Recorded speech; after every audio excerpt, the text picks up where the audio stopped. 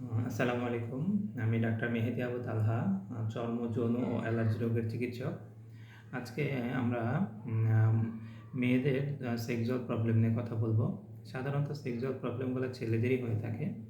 কিন্তু মেয়েদেরও কয়েকটা প্রবলেম হতে পারে। তার মধ্যে একটা হচ্ছে গিয়ে হাইপোসেক্সুয়াল ডিজায়ার ডিসঅর্ডার, আরেকটা হচ্ছে গিয়ে অ্যারোসল ডিসঅর্ডার।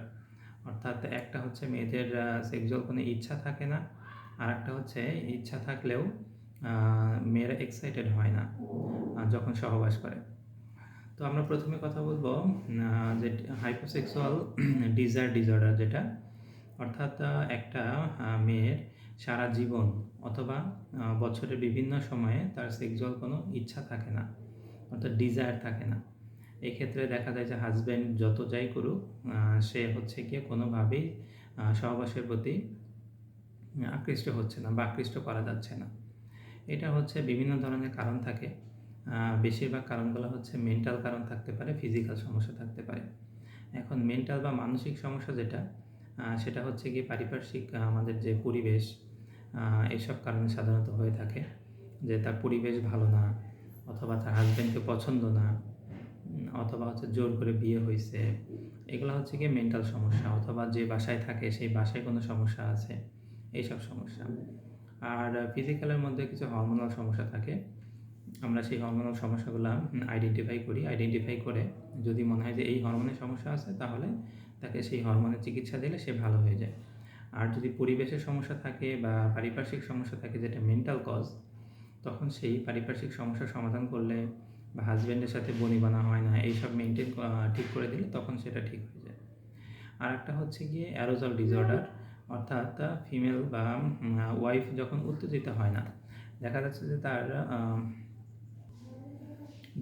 যে তার ইচ্ছা আছে, কিন্তু যখন করতে যাচ্ছে, সহবাস করতে যাচ্ছে হাজব্যান্ডের সাথে, তখন হাজব্যান্ড তাকে ফোরপ্লে করুক, যাই করুক, সে উত্তেজিত হচ্ছে না।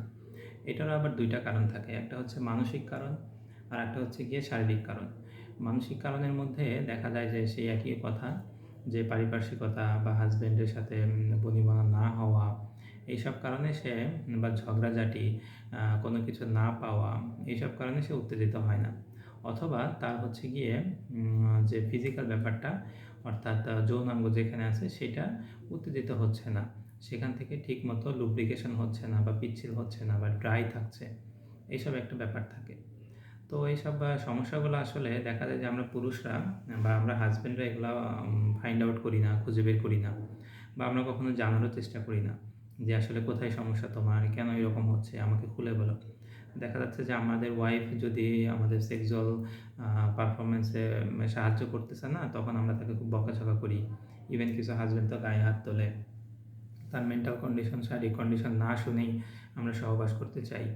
এ কারণে যখনই ওয়াইফের এরকম সমস্যা হবে, আমরা অবশ্যই তার সমস্যাগুলো নিয়ে আলোচনা করব। না হলে কি হয়, না হলে হচ্ছে আস্তে আস্তে দেখা যায় যে সে ডিপ্রেশনে পড়ে যায়, ডিপ্রেশনে পড়ে যাচ্ছে, টেনশনে পড়ে যাচ্ছে। ইভেন কেউ কেউ সুইসাইড করে, কেউ পরকীয়া করছে। এ কারণে আমাদের ওয়াইফের বা কনজুগাল লাইফে হাজব্যান্ডের সাথে, ওয়াইফের সাথে যে কোনো সমস্যা হলে সেগুলো খোলাখুলিভাবে আলোচনা করে সমাধানের রাস্তায় আসাটাই বেস্ট।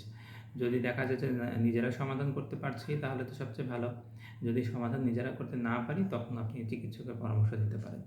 চিকিৎসক আপনার mental condition plus physical condition সব কিছু ইভ্যালুয়েশন করে, সেটা মেন্টাল সমস্যা হোক, হরমোনাল সমস্যা হোক, সেটা চিকিৎসা আপনাকে দিয়ে দেওয়া হয়। ভালো থাকুক সবাই, ভালো থাকুক সবার দাম্পত্য জীবন। আসসালামু আলাইকুম।